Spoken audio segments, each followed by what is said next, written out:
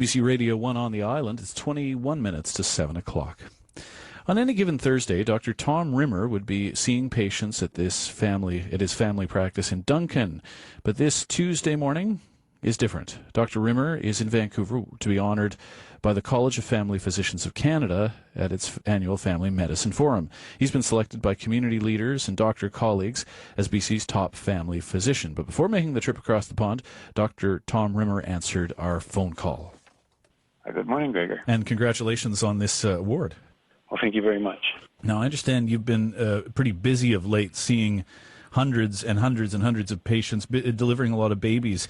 Is that one of the main criteria here, or is it how you're trying to change the way people can access physicians and how everyone can have access to a family doc? Well, I think that's probably part of the work. Here in Cowichan, our division of family practice has been involved in piloting the GP for Me program, and that involves trying to help link community members without a family physician with a family physician. So certainly that's part of it. I think the idea of the award is just to recognize what the role of family physicians is in the community and to kind of celebrate the work that we all do. We spoke to you earlier in the year about that, the GP for Me program. Can you remind us very briefly what it is and how much success it's had? Well, the GP for Me program is a co-sponsored program.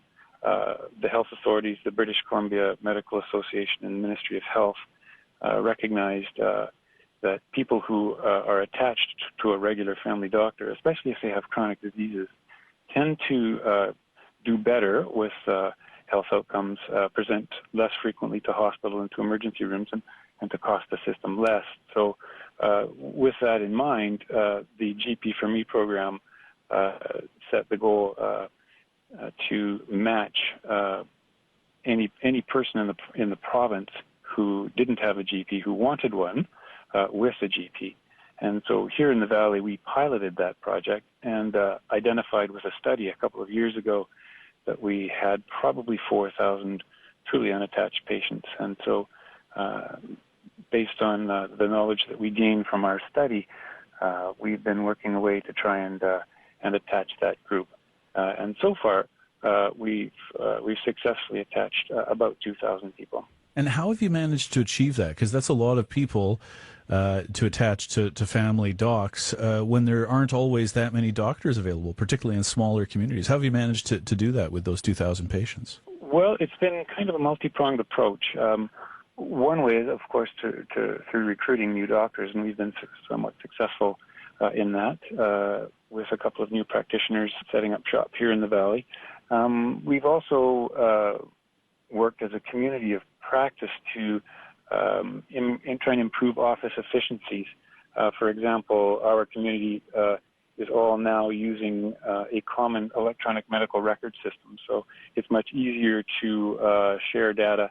And now that most of the offices in town are up and running with an electronic record, that increases office efficiencies and builds a little bit of capacity in existing practices so that we can all maybe take on a few extra people that we might not have had time to do before. And does establishing a system like that that's more efficient, does it help when you do have visiting doctors in, which is a necessity probably from time to time everywhere, and particularly in smaller towns, if you're between doctors or what have you, if you've got visiting doctors coming in, locums happening, does it increase efficiency in that sense too? Well, it certainly does. Doctors have a terrible reputation for having illegible handwriting.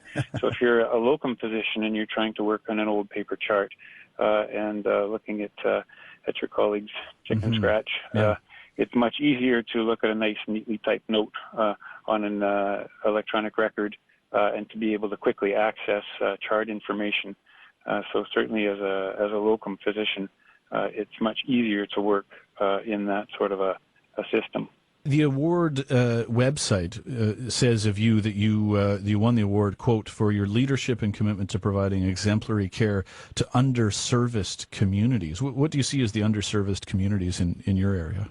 I think that comment probably came from some of our attachment work. We've also, part of our division work here is to open the Cowichan Valley Maternity Clinic.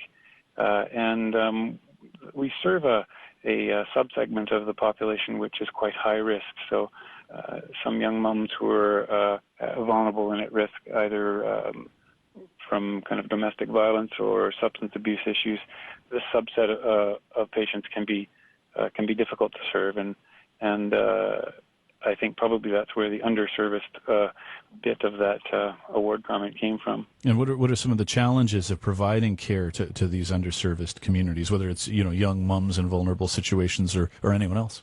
Well, I think some of these people don't necessarily fit into the usual medical model, the way of doing things. So they may have difficulty making and keeping appointments. So it involves more time, more of a team effort, and perhaps a different approach to the way we usually do things by making appointments in offices from sort of 9 to 5. Well, Dr. Rimmer, nice to talk to you again, and I look forward to hearing more on that when it happens. Thanks very much for this morning.